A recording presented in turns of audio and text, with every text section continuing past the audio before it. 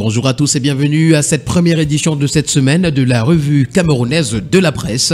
Nous ouvrons d'ailleurs cette édition avec l'hebdomadaire confidentiel qui parle d'inscription sur les listes électorales et nous présente les raisons d'une mobilisation tous azimuts. À l'orée des consultations électorales de 2025, tous les maillons de la société camerounaise sont à pied d'œuvre pour inciter les compatriotes à s'inscrire sur les listes électorales. Une frénésie qui dissimule mal la volonté de certains en découdre avec l'ordre dirigeant qu'ils soupçonnent d'être au centre de leur mal-être. L'information ce matin est à retrouver en page 5. Également à lire ce matin dans les colonnes de l'hebdomadaire confidentiel et notamment en page 4, paludisme, le Cameroun parmi les pays les plus touchés. En page 9, Lions indomptables, Marc Brice, imperturbable. Et puis en page 10, championnat d'Afrique, les nageurs en Angola. Nous continuons ce matin avec le quotidien à Capitaux Public Cameroun Tribune qui, dans sa parution de ce 29 avril, parle de la coopération entre le Cameroun et la Tunisie comme une coopération sur de bons rails. En visite au Cameroun, dans le cadre des travaux de la 11e session de la commission mixte bilatérale, le ministre des Affaires étrangères, de la Migration et des Tunisiens à l'étranger, Nabil Amar, a procédé avec son homologue camerounais, le jeune Bela Bela, à la signature de 4 accords de coopération. En bonne place également de nombreuses audiences, dont celle avec le ministre d'État, secrétaire général de la présidence de la République Ferdinand Ngongo, au nom du chef de l'État et le premier ministre chef du gouvernement, Joseph John Gouté. Le bi-hebdomadaire L'Indépendant ce matin parle de redevances publicitaires et titre à sa grande une « Abus de pouvoir ». D'après le commentaire qu'en fait le bi-hebdomadaire ce matin, pression fiscale excessive, destruction des panneaux publicitaires, persécution répétée, le super-maire de la ville de Yaoundé, Luc Messi, à Tangana, outrepasse son autorité et transgresse la Constitution en requérant des taxes illégales avec agression. Également à lire dans les colonnes du bi-hebdomadaire L'Indépendant, actifs résiduels des ex-ONPC, ONCPB et Régifercam, l'autorité de l'État bafouée. Le tri-hebdomadaire Le Soir pour sa part ce matin parle des prouesses du cacao camerounais et nous renseigne que le ministre du Commerce camerounais a été distingué par la Côte d'Ivoire. Le président Alassane Dramane Ouattara a décerné la distinction honorifique de commandeur de l'ordre national ivoirien au ministre du Commerce Luc Magloire Baga Tangana en marge des travaux de la 5e conférence mondiale sur le cacao à Bruxelles. Pour le bi-hebdomadaire, l'équation parle de l'audit de l'OACI. Le Cameroun au-dessus de la moyenne mondiale et régionale, nous renseigne ce matin le journal. L'hebdomadaire L'Avenir de Zéphirin Koloko qui parle de récompense également ce matin nous renseigne qu'Alassane Dramane Ouattara anoblit Luc Magloire Bagar à Tangana. Pour le journal Le Zénith ce matin, on parle de déclaration des biens. Ça fait 18 ans d'immobilisme. Cela fait exactement 18 ans que la loi d'application du 25 avril 2006 relative à la déclaration des biens et avoirs a été promulguée par le chef de l'État. Cependant, le décret d'application reste toujours attendu. Il se murmure que certains membres du sérail freineraient des 4 fers son entrée en vigueur. Pour quels objectifs? Voilà une interrogation à retrouver ce matin à la page 3.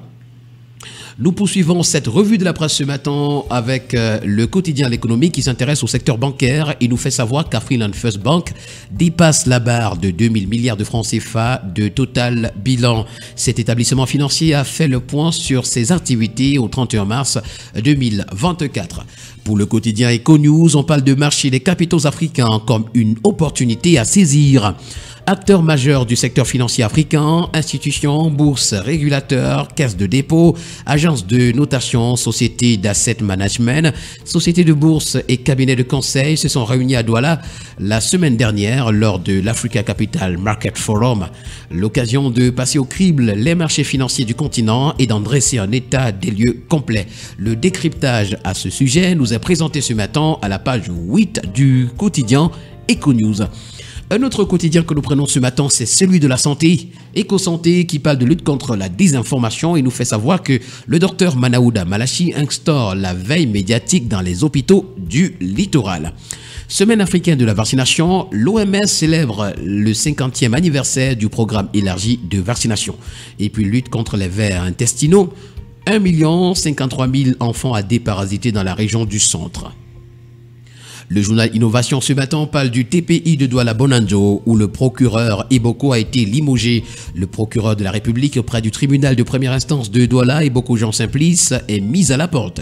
Il est remplacé par le magistrat de deuxième grade Efundu Aristide.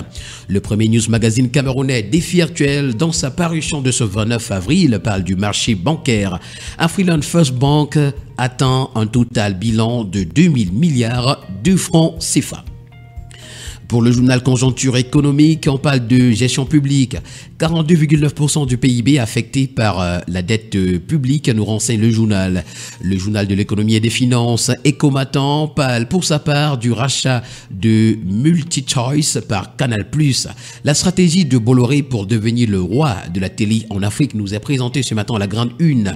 Marché des titres également, baisse historique du taux de souscription sur les emprunts des États. Voilà également une autre information à retrouver à l'autre une du journal de l'économie et des finances Ecomatin.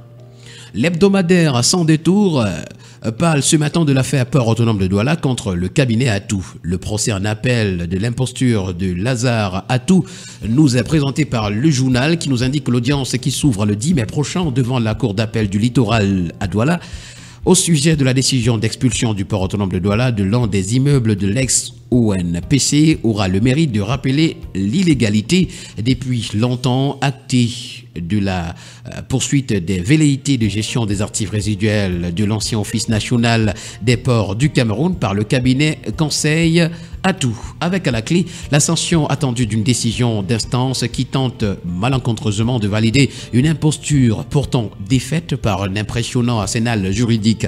L'information complète ce matin est à retrouver des pages 6 à 7. Région du Sud également à retrouver, le ministre des Travaux publics apprécie le niveau de réalisation des infrastructures. Droits de l'homme au Cameroun, les actions et la situation de l'année 2023 en 24 points nous sont également présentés.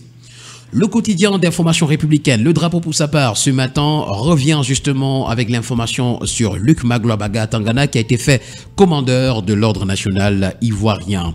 Coopération Tunisie-Cameroun également, nouveaux accords entre les petites et moyennes entreprises et l'artisanat. Distinction à retrouver ce matin à la grande une du tri-hebdomadaire. La météo, Paul Biya au nord, Mekouloum Vondo à Kamé. Au nord du chef de l'État, le ministre des Finances, Louis-Paul Motazé, aura ce 26 avril à Yaoundé élevé le directeur général de la CNPS au rang de chevalier de l'ordre national de la valeur pour le rôle essentiel joué par l'entreprise dans le financement du budget de l'État et à l'effort au développement du pays. Le tri-hebdomadaire La Voix des Jeunes est également en kiosque ce matin et parle d'immigration en nous renseignant que 97% des jeunes veulent partir. D'après une étude menée par la rédaction du tri-hebdomadaire La Voix des Jeunes auprès de 1000 jeunes des principales villes camerounaises, il ressort que 97% de cette frange de la population rêvent de quitter le pays. Le chômage endémique, le sous-emploi, la mauvaise gouvernance, la corruption et la cherté de la vie sont quelques-unes des raisons évoquées par la plupart de ces jeunes. L'information ce matin est à retrouver à la page 3. À la grande une de la tribune des communautés, le journal Intégration en titre « Cameroun, Tchad, Gabon, Guinée équatoriale, la presse au vitriol, au sang et à la galère ». Entre menaces, restrictions financières, arrestations arbitraires, les professionnels des médias ont maille à partir avec les 6 pays de la sous-région. Ce matin, le journal nous permet de faire une incursion dans le quotidien des employés ligotés par les nœuds de la misère. À la grande une du quotidien L'Info à chaud, Mathias Eric Onangini, dans l'émission Libre Expression d'Info TV s'exprime. Maurice Kamto n'a jamais été militant du RDPC. L'information ce matin est à retrouver à la page 9. Vous aurez également d'autres informations en parcourant les colonnes du quotidien L'Info à chaud. À la grande une du quotidien Mutation, déplacement du bétail, attention, danger, martèle ce matin le journal. Un accident mortel causé par la circulation sur la voie publique d'un troupeau de bœufs dans le périmètre urbain à Douala remet la question au goût du jour. C'est à retrouver ce matin à la page 5. Incendie dans les marchés et édifices, un feu roulant a stoppé Yaoundé International Business School and CHUY, une convention pour la formation professionnelle. Nous terminons ce matin avec le tri hebdomadaire du sel qui revient au 6 avril 1984. Jean-Pascal Mendam, ça revisite le push ce matin pour nous à la page 9 du tri hebdomadaire L'œil du sel. Mesdames et messieurs, voilà qui met en terme à cette sortie de la revue de la presse camerounaise. Merci d'avoir été des nôtres ce matin. C'est toujours un plaisir pour nous de vous informer de la sorte. Rendez-vous demain pour une nouvelle édition. D'ici là, portez-vous bien. Bonne journée.